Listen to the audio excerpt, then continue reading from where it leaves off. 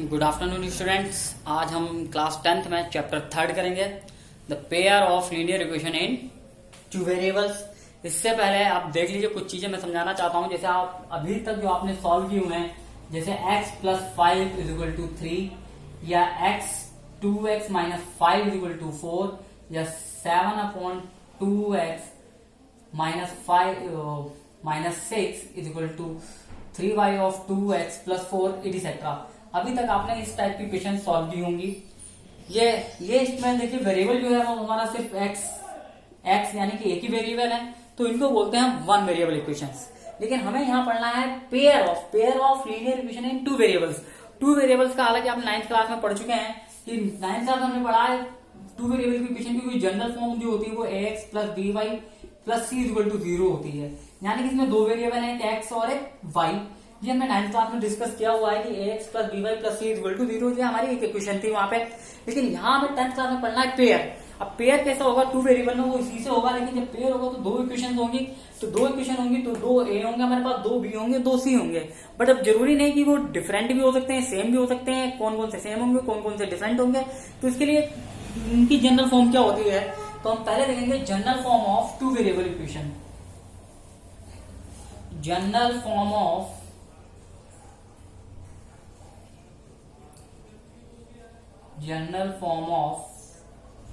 Two variables equation.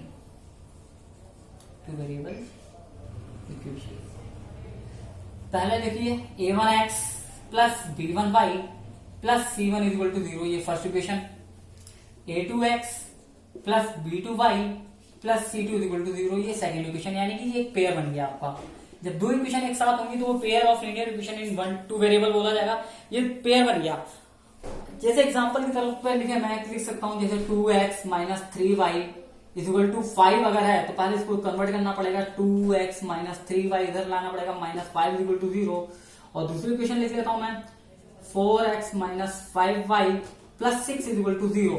तो ये first equation बन जाती है, ये सेकंड इक्वेशन बन जाती है। तो यहां से मैं अगर कंपेयर कराऊं तो a1 की जो वैल्यू होगी वो x का, पहली वाली इक्वेशन का x का कोएफिशिएंट होगा यानी कि 2। b1 की वैल्यू होगी वो होगी -3 और c1 की वैल्यू होगी मेरे पास -5। इसी तरीके से a2 की वैल्यू होगी वो होगी 4, b2 की वैल्यू होगी -5 और c2 की वैल्यू जो होगी वो होगी 6। ये आपको इस तरीके से अरेंज करना है, ये देखना है। ये हमारी a1 b1 c1 a2 b2 c2 की वैल्यू आप आराम से इस तरीके से निकाल सकते हैं इसको सॉल्व करने पे। अब इनकी वैल्यू हम क्यों निकालेंगे? क्योंकि उसका रीजन है। उसका रीजन मैं आपको बता देता हूँ कि हम ग्राफिकल मेथड में भी करेंगे। जब हमने 9th क्लास में पढ़ा है, एक बार मैं आपको याद दिलाना चाहता हूँ कि कोई भी टू वेरिएबल इक्वेशन होती है, लीनियर इक्वेशन होती है टू वेरिएबल में, वो हमेशा एक स्ट्रेट लाइन को रिप्रेजेंट करेगी ग्राफिकली। या पूछा जाए what is the graphical representation of linear equation in two variable, तो सिंपल इसका वन वर्ड आंसर होगा, it is represent only straight line. ये एक स्ट्रेट लाइन को रिप्रेजेंट करेगी। It is represent only a straight line. ये सिर्फ एक स्ट्रेट लाइन को ही रिप्रेजेंट करेगी। यानी कि कोई भी एक इक्वेशन है टू वेरिएबल में है, वो हमेशा एक स्ट्रेट लाइन को रिप्रेजेंट करेगी। हम 9th क्लास में इसके ग्राफ ड्रॉ कर चुके हैं, हमें पता है, लेकिन मैं एक एग्जांपल भी आपको करके दिखाऊंगा। लेकिन जो मैंने a1 b1 c1 c2 की वैल्यू निकाली, इनका यूज क्या होता है? इनका यूज 3 तरीके से होता है। पहला ही आप नोट कर लेंगे। फर्स्ट, मैं थोड़ा स्पेस चाहूंगा, आप ये पहले नोट कर लीजिएगा, या मैं आपको यहीं पे बताता हूं। पहला, इफ a1/a2 ≠ b1/b2 होता है, यानी कि आपने रेशियो, यानी कि यहाँ पे आपको रेशियो निकालना है। a1/a2 ≠ b1/b2 होता है, यानी कि जब a1/a2 ≠ b1/b2 ये दोनों इक्वल नहीं होते हैं, तो उसका ग्राफिकल रिप्रेजेंटेशन दोनों इक्वेशंस का क्या होगा? ऑफ कोर्स, जब हमारी एक इक्वेशन थी, एक स्ट्रेट लाइन को रिप्रेजेंट कर रही थी, तो यहाँ हमारे पास दो इक्वेशन है, तो वो दो लाइन को रिप्रेजेंट करेंगे। तो ग्राफिकली के टर्म में क्या होता है और सोल्यूशन के टर्म में क्या होगा, वो हम यहाँ देखेंगे। तो a1/a2 ≠ b1/b2, तो लाइन के टर्म में तो होगा आपके पास, जो लाइन के टर्म में होगा, यानी क्या होगा? Intersecting line. ये इसको हमेशा इंटरसेक्टिंग लाइन, और कैसे इंटरसेक्टिंग लाइन, और इसको हम बोलेंगे यूनिक सोल्यूशन। यानी कि उनका एक इकलौता सोल्यूशन होगा, एक यूनिक, एक स्पेशल सोल्यूशन होगा। यानी कि एक्स और वाई की पर्टिकुलर कोई दो वैल्यू होंगी, मान लेते हैं x = α एंड y = बीटा को, ये पर्टिकुलर वैल्यू होंगे एक्स और वाई की, अल्फा और बीटा कोई भी हो सकता है, मैंने सिर्फ यहाँ पे माना है आपको समझाने के लिए, तो ये एक यूनिक सोल्यूशन होगा। अब इंटरसेक्टिंग लाइन कैसे होंगी वो आप यहीं पे देख लीजिए। अगर ये हमारा ग्राफ है, अगर एक लाइन कुछ इस तरीके से ड्रॉ होती है पहली इक्वेशन के लिए, दूसरी लाइन कुछ इस तरीके से ड्रॉ होती है, तो यहाँ पे ये पॉइंट एक पॉइंट पे इंटरसेक्ट करती है, पी पॉइंट मान लेता हूं, तो ये इंटरसेक्टिंग पॉइंट हो गया, this is point is intersecting point.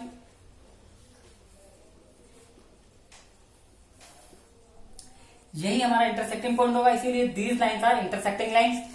यानी कि when two lines are intersect at a point the lines are known as intersecting line. जब दो लाइन एक पॉइंट पे इंटरसेक्ट करती हैं तो हम इनको इंटरसेक्टिंग लाइन बोलते हैं। तो ये इंटरसेक्टिंग को मतलब ये इंटरसेक्टिंग लाइन को प्रेजेंट करेंगे और इनका जो सोल्यूशन होगा वो यूनिक सोल्यूशन होगा। अब ये किसी पर्टिकुलर पॉइंट पे इंटरसेक्ट कर लेंगे, मानता हूं अल्फा और बीटा पे इंटरसेक्ट करती हैं, यानी कि जो हमारा आंसर होगा, यानी कि एक्स और वाई की वैल्यू जो हमें निकालनी होगी वो X is equal to alpha and Y is equal to beta. ये हो गई मेरी पहली कंडीशन, ये आप नोट कर लीजिए। इसी तरीके से मैं आपको दूसरी कंडीशन समझाता हूं, फिर मैं उसका शॉर्ट फॉर्म में बना दूंगा आपके पास, अभी तो आप इसको समझ लीजिए। यानी कि अब सेकंड कंडीशन है, if a1 upon a2 is equal to b1 upon b2 not is equal to c1 upon c2। a1 upon a2 is equal to b1 upon b2, यानी कि a1 a2 और b1 b2 का ratio तो same है, but c1 और c2 का ratio same नहीं है, वो कोई अलग वैल्यू है। तो उस केस में हमारी लाइंस जो होंगी वो क्या होंगी, उस केस में जो लाइन होंगी वो हमारी पैरेलल लाइन होंगी। लाइन की टर्म में पूछे तो पैरेलल लाइंस होंगी, पैरेलल लाइंस होंगी। और सॉल्यूशन की टर्म में पूछे तो इसका आंसर होगा नो सॉल्यूशन, उनका कोई भी सॉल्यूशन नहीं होगा। और जब कोई सॉल्यूशन नहीं होता है, नो सॉल्यूशन होगा, नो सॉल्यूशन होगा। उसको कैसे रिप्रेजेंट करते हैं भाई, ग्राफिकली अगर देखा जाए तो ग्राफ्स अगर हम बनाएंगे,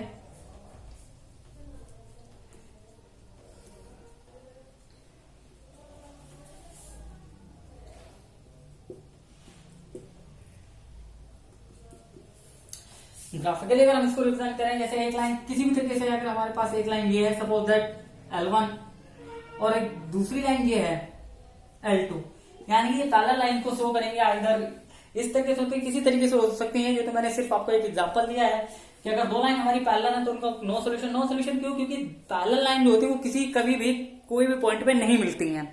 यानी कि those line which are neither meet और नॉर इंटरसेक्टिंग, ना तो मिलती हैं ना ही वो इंटरसेक्ट करती हैं। And they have between the distance between same, इनकी जो डिस्टेंस, इनके बीच की जो डिस्टेंस होती है वो हमेशा सेम होती है।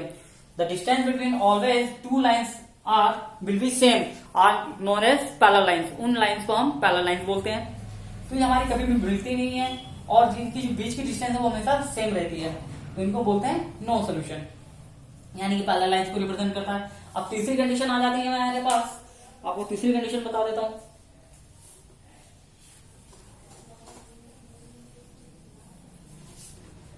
तीसरी condition, if a1 upon a2 is equal to b1 upon b2 is equal to c1 upon c2, यानी कि अगर आपके पास तीनों रेशियो सेम हो जाते हैं, when all the three ratios are same, तब लाइन जो होंगी वो हमारी होंगी coincident line. Coincident line, coincident line के मतलब एक लाइन के ऊपर दूसरी लाइन। कोइंसिडेंट का मतलब है एक लाइन के ऊपर दूसरी लाइन। सपोज दैट एक लाइन ये है, दूसरी लाइन ये है, एक दूसरे को कोइंसिडेंट कर लेती हैं, यानी कि ये जो हमारी पोजीशन होगी कोइंसिडेंट लाइन की होगी। यानी एक लाइन के ऊपर दूसरी लाइन, अगर एक लाइन मेरी ये है और दूसरी लाइन ये है, इसके ऊपर कोइंसाइड कर जाती है, these are known as coincident line. इसको हम बोलेंगे कोइंसिडेंट लाइन। और इसके सोल्यूशन की बात करेंगे तो होंगे इनफाइनाइट मैनी सोल्यूशन। इस केस में इसके बहुत सारे सोल्यूशन होंगे, याद रखना, इनफाइनाइट मैनी सोल्यूशन। इस केस में इसके बहुत सारे सोल्यूशन होंगे, इनफाइनाइट मैनी सोल्यूशन। अब ये लाइन कैसे हो सकती है, किसी भी तरीके से हो सकती है।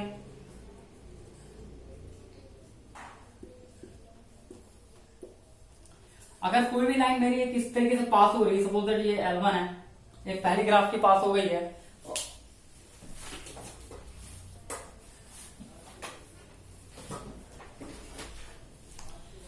आपके पास एक लाइन ये हो गई। अब लेकिन दूसरी लाइन अगर इसी के ऊपर से ओवरलैप कर जाती है, ये सपोज दैट हमारी दूसरी लाइन है,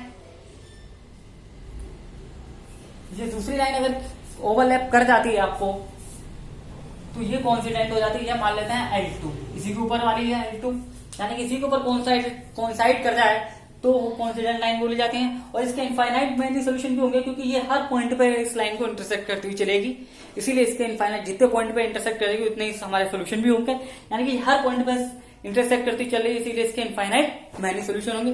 तो बेसिकली ये मेरे पास 3 कंडीशन होती हैं।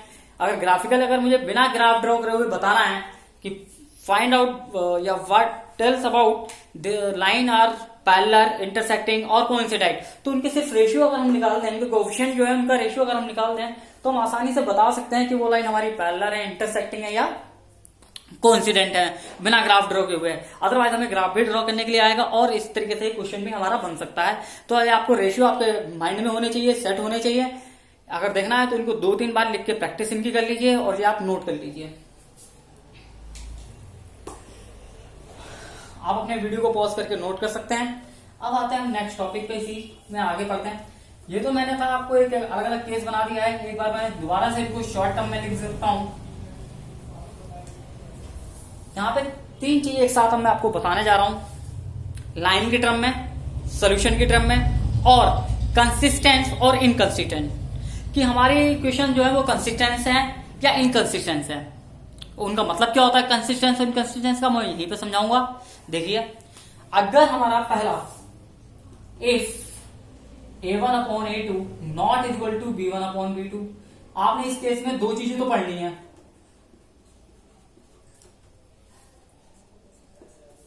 a1/a2 not equal to b1/b2 आपने अभी पढ़ा है कि ये रिप्रेजेंट कर देते हैं इन टर्म्स ऑफ लाइन में, इंटरसेक्टिंग लाइन। ये हमारी इंटरसेक्टिंग लाइन होंगी। सोल्यूशन की बात करें तो यूनिक सोल्यूशन को रिप्रेजेंट करेंगी, यानी कि इनका कोई अनोखा हल होगा, अनोखा आंसर होगा, यानी कि एक्स और वाई की पर्टिकुलर वैल्यूज आएंगी। और यूनिक सोल्यूशन की बात करें, अगर मैंने जो एक वर्ड होगा इंटरसेक्टिंग लाइन हो गया, सोल्यूशन की बात हो गई, और एक होता है कंसिस्टेंस और इनकंसिस्टेंस। इस केस में ये होंगी कंसिस्टेंस, यानी कि जिन 2 इक्वेशंस का अगर सोल्यूशन एग्जिस्ट करता है वो हमारी हमेशा कंसिस्टेंस होती हैं, चाहे वो यूनिक सोल्यूशन हो चाहे इनफाइनाइट मैनी सोल्यूशन। अगर सोल्यूशन एग्जिस्ट कर रहा है then these equations are known as consistence equation, उनको हम कंसिस्टेंस इक्वेशन कहेंगे। दूसरा, if a1/a2 is equal to b1/b2 is equal to c1/c2, अगर सारे रेशियो इक्वल हैं, हमने अभी पढ़ा है, तो ये अगर लाइन की टर्म में बात करें तो ये हमारे पास कोइंसिडेंट लाइन होंगी।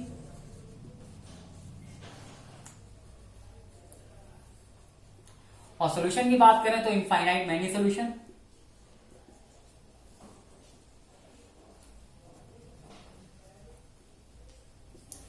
पैरेलल लाइन की बात करें तो कोइंसिडेंट लाइन होंगी, सॉल्यूशन की बात करें तो इनफाइनाइट मैनी सॉल्यूशन होंगी, और अगर कंसिस्टेंसी की बात करें तो ये भी हमारी क्या होंगी, कंसिस्टेंस होंगी।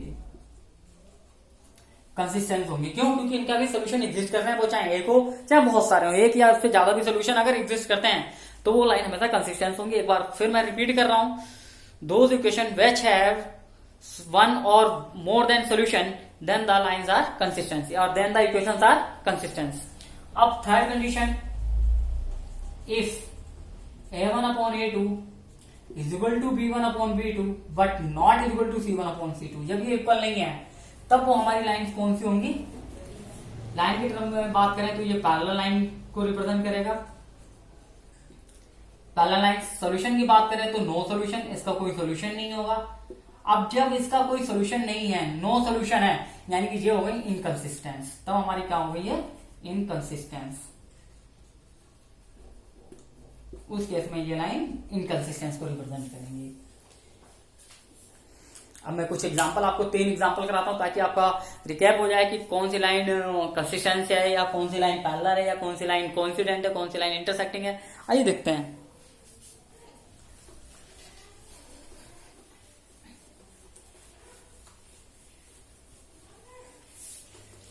देखिए एग्जांपल नंबर 1 लेते हैं। अगर मेरे पास कोई line 2x minus 3y plus 5 is equal to 0, ये फर्स्ट इक्वेशन है। 3x minus 5y minus 6 is equal to 0, ये सेकंड इक्वेशन है। तो इसमें चेक करो ये लाइन के, अगर लाइन की टर्म में बात करें ये पैरेलल है या इंटरसेक्टिंग है या कोइंसिडेंट लाइन है। सोल्यूशन की टर्म में बात करें यूनिक सोल्यूशन होगा, मैनी सोल्यूशन होगा या नो सोल्यूशन होगा, या कंसिस्टेंस इनकंसिस्टेंस की बात करें तो वो भी सोल्यूशन से ही पता चलेगी।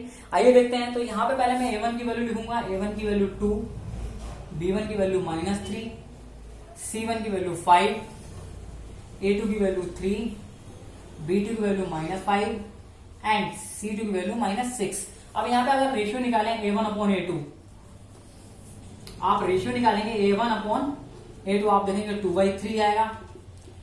b1 अपॉन b2 आप देखेंगे -3 अपॉन -5, यानी माइनस माइनस कट करके 3/5 आएगा। अब यहां से देखिए a1 upon a2, b1 upon b2, a1 upon a2 की वैल्यू 2/3 है, b1 अपॉन b2 की वैल्यू 3/5 है। Of course a1 upon a2 not equal to b1 upon b2, यानी कि जब ये दोनों इक्वल नहीं है तो अगर लाइन की टर्म में बात करें तो इंटरसेक्टिंग लाइन, और अगर सोल्यूशन की बात करें तो यूनिक सोल्यूशन, और कंसिस्टेंसी या इनकंसिस्टेंसी की बात करें, सोल्यूशन एग्जिस्ट कर रहा है, यूनिक सोल्यूशन है, तो ये हो गई कंसिस्टेंस, ये हमारी कंसिस्टेंस होगी। तो ये तीन चीजें हैं, इस तरीके से आपको शो करना है। एक एग्जांपल और लेते हैं, example number 2, 3x plus 5y minus 4 is equal to 0, 12x plus 20y minus 20 is equal to 0।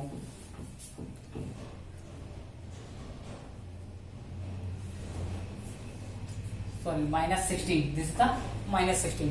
इस तरीके से अगर क्वेश्चन हमने कंसिडर कर ली तो यहाँ पे a1 की वैल्यू 3, b1 की वैल्यू 5 एंड c1 की वैल्यू -4, a2 की वैल्यू 12, b2 की वैल्यू 20 एंड c2 की वैल्यू -16। अब चेक करते हैं, a1 upon a2 3/12, 3 1 3, 3 4 12, 1/4, b1 upon b2 5/20, 5 1 5, 5 4 1/4, c1 upon c2 -4 upon -16, 4 1 4, 4 4 16, 1/4। यहां से आप देख सकते हैं a1 upon a2 is equal to b1 upon b2 is equal to c1 upon c2, यानी कि इन दोनों तीनों का रेशियो सेम है। यानी कि ये लाइन की टर्म में बात करें तो ये हमारी होगी पैरेलल, सॉरी कोइंसिडेंट लाइन, और सोल्यूशन की बात करें तो many solution, infinite many solution, infinite many solution. और अगर कंसिस्टेंसी की बात करें तो ये कंसिस्टेंसी भी होंगी, कंसिस्टेंसी होंगी। ये आपको रेशियो इस तरीके से करना है। एक एग्जांपल थर्ड और देख लेते हैं, example number 3।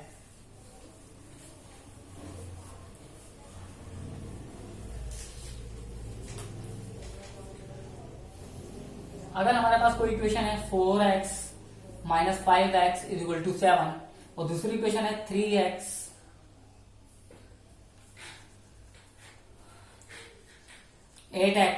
Minus 10y, sorry 5y, 10y is equal to 15 है, तो पहले आप ये फर्स्ट और ये सेकेंड यहां से देख लीजिए, पहले इसको स्टैंडर्ड फॉर्म में लाइए, यानी कि फर्स्ट इक्वेशन को आप यहां पे कन्वर्ट कर लीजिए, ये 4x माइनस 5y, इधर लाएंगे -7 इज इक्वल टू 0 फर्स्ट, और ये दूसरी इक्वेशन आप इस तरीके से लिखेंगे 8x minus 10y minus 15 is equal to 0, ये सेकेंड। अब आप यहाँ वैल्यू निकालेंगे, a1 की वैल्यू 4, b1 की वैल्यू -5 एंड c1 की वैल्यू -7, a2 की वैल्यू 8, b2 की वैल्यू -10 एंड c2 की वैल्यू -15। अब आप रेशियो निकालेंगे, a1 अपॉन a2 4/8, यानी कि 4 1 4, 4 2 8, 1/2, b1 upon b2 -5 upon -10, minus minus cut, 5 1 5, 5 2 10, यानी कि 1/2, c1 अपॉन c2 -7 अपॉन -15, ये कट 7 अपॉन 15। अब यहां से आप देख सकते हैं a1 upon a2, b1 upon b2 दोनों का रेशियो सेम है, यानी कि so implies that a1 upon a2 is equal to b1 upon b2, but c1 upon c2 की वैल्यू अलग आ रही है, not is equal to c1 upon c2। तो लाइन की टर्म में बात करें सो इम्प्लाइज दैट जो होंगी पैरेलल लाइंस, ये हमारी पैरेलल लाइंस को रिप्रेजेंट करेंगी, और इनका जो सोल्यूशन होगा तो इसका होगा नो सोल्यूशन। अगर सोल्यूशन की टर्म में बात करेंगे तो नो सोल्यूशन, और कंसिस्टेंसी की बात करेंगे तो ये होंगी हमारी इनकंसिस्टेंस। इस तरीके से आपको ये करना है। तीनों एग्जाम्पल आए, आई होप आपको अच्छे से ये तीनों एग्जाम्पल समझ में आए होंगे। आपको क्वेश्चन करने का भी तरीका इनसे मिल जाएगा। ये बेसिक चीज है, मैं हर चैप्टर को आपको बेसिक वाइज पढ़ाना चाहता हूँ। ये बहुत बेसिक चीज है। अगर कुछ वीडियो देखेंगे कहेंगे सर तो बहुत बेसिक पढ़ा रहे हैं, ऑफकोर्स ये बेसिक ही आपको पहले आना चाहिए, क्योंकि उसके बाद आपको क्वेश्चन को सॉल्व करने का तरीका मिलता है। आपको सोच, आपकी माइंड में ऐसा डेवलप होता है कि आप उस क्वेश्चन को सोच सकते हैं, उसकी तह तक जा सकते हैं। चलिए पहले आप इसको नोट कर लीजिए।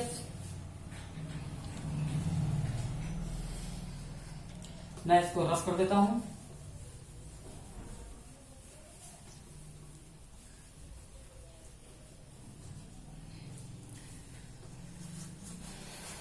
अब एक एग्जांपल आपको दे सकता हूं कि ग्राफ कैसे ड्रॉ करना है। हालांकि 9th क्लास में आप सीख चुके होंगे कि 2 लाइन, वहां 1 लाइन का था और आपने 2 लाइन का भी ग्राफ ड्रॉ करना सीखा होगा कि एक ही ग्राफ पे 2 लाइन का ग्राफ कैसे ड्रॉ करना है। तो ऑफकोर्स देखते हैं, कोई भी 2 इक्वेशन है इसके, तो मैं एग्जाम्पल लेके देखता हूं।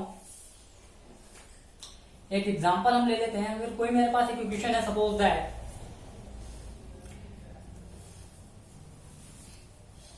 चलिए कोई एक एग्जाम्पल ले लेता हूं मैं इस तरीके से 2x माइनस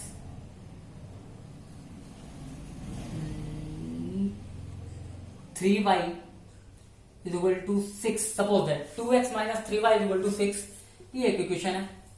दूसरी इक्वेशन में मान लेता हूं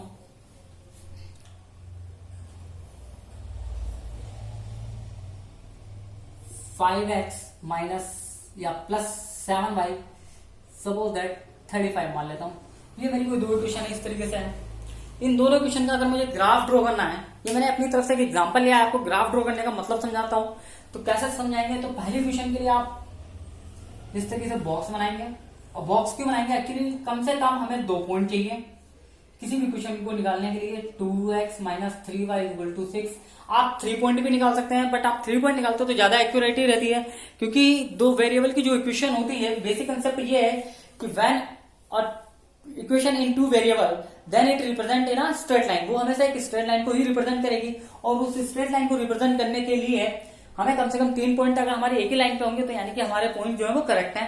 अदरवाइज आप 2 पॉइंट भी निकाल सकते हैं अगर आप अपने पास फेवरिटी रखते हैं। तो मैं यहाँ से 2 पॉइंट आपको निकाल के बताऊंगा कि एक बार इसको सिंपल तरीके से करते हैं। एक बार x को 0 रखोगे तो x को जब 0 रखोगे तो 0 हो जाएगा minus 3y equal to 6, minus 3y equal to 6, यानी कि y equal to 6 upon minus 3, 3 1 3, 3 2 6, यानी कि y इक्वल टू -2 आपका आ जाएगा।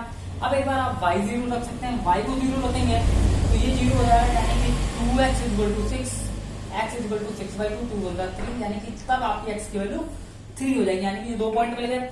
इसी तरीके से इस दूसरी इक्वेशन के आप 2 पॉइंट निकालेंगे।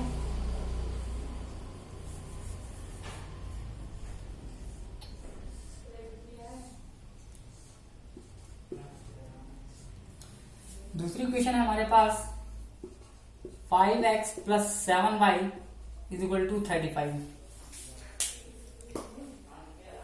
ये दूसरी इक्वेशन है।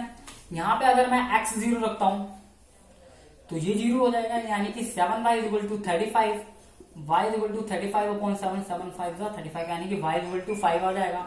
और एक बार अगर y 0 रखते हैं तो y 0 रखने पर 5x इज इक्वल टू 35 आ जाएगा, x is equal to 35 upon 5, 5 5, 5 7 35, यानी कि x की वैल्यू 7 आ जाएगी। ये आपकी 7 आ जाएगी। अब 2 इक्वेशन है, दोनों के पॉइंट भी आ गए। अब आप ग्राफ पे प्लॉट कर सकते हैं। देखते हैं कैसे ग्राफ। सपोज दैट ये हमारा ग्राफ है।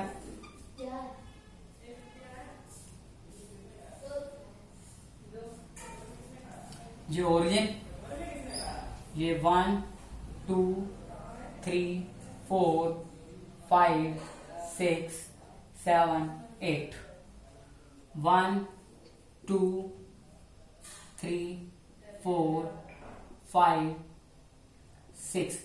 आप जो ग्राफ है आप अपने ग्राफ पेपर पे बनाएंगे आसानी से।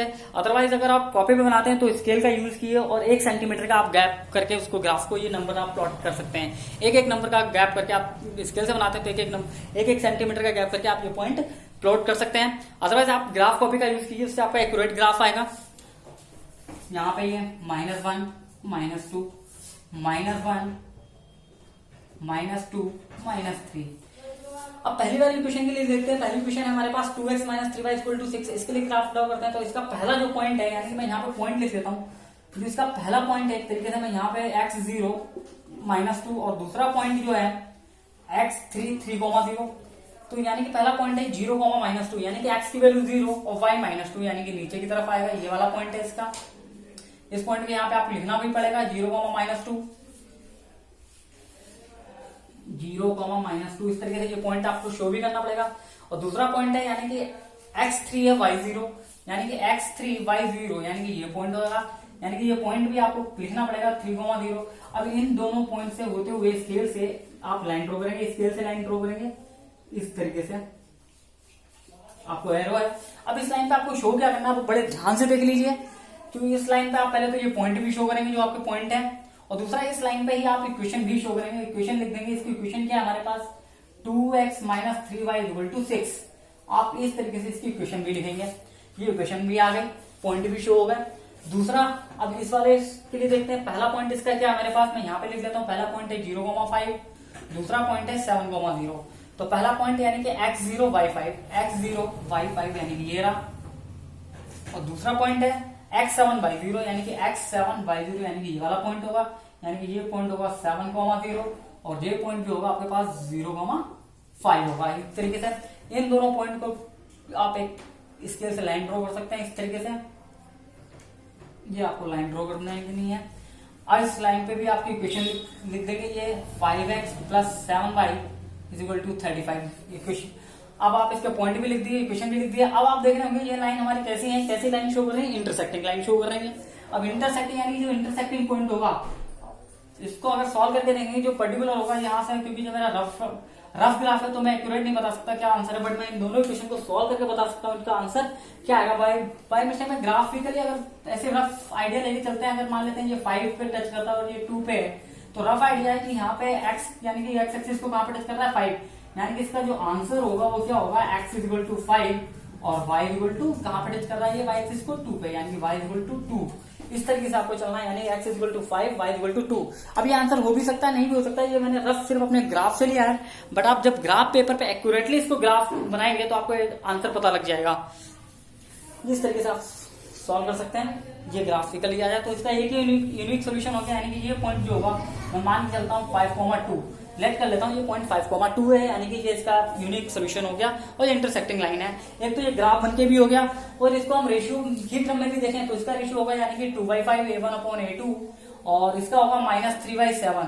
ऑफकोर्स दोनों नॉट इक्वल टू है, यानी कि a1/a2 not equal to b1/b2, यानी कि इंटरसेक्टिंग लाइन है और इनका सोल्यूशन भी यूनिक सोल्यूशन होगा। तो इस तरीके से आप ग्राफ ड्रॉ कर सकते हैं कितनी भी लाइन का भी। तो आपके लिए होमवर्क है, होमवर्क में एक्सरसाइज 3.1 एंड 3.2 विद एग्जांपल आप करेंगे। ये आपका होमवर्क है, विद एग्जांपल आपको करनी है एक्सरसाइज 3.1 एंड 3.2। और उसमें आपको किसी भी क्वेश्चन में प्रॉब्लम आती है आप मुझे कमेंट में लिख सकते हैं, मैं उसको नेक्स्ट वीडियो में जरूर लूंगा। तब तक के लिए सुरक्षित रहिए, सेफ रहिए, स्टे एट होम, घर पे ही रहिए, घर से बाहर मत निकलिए बिल्कुल भी। Thank you and have a nice day.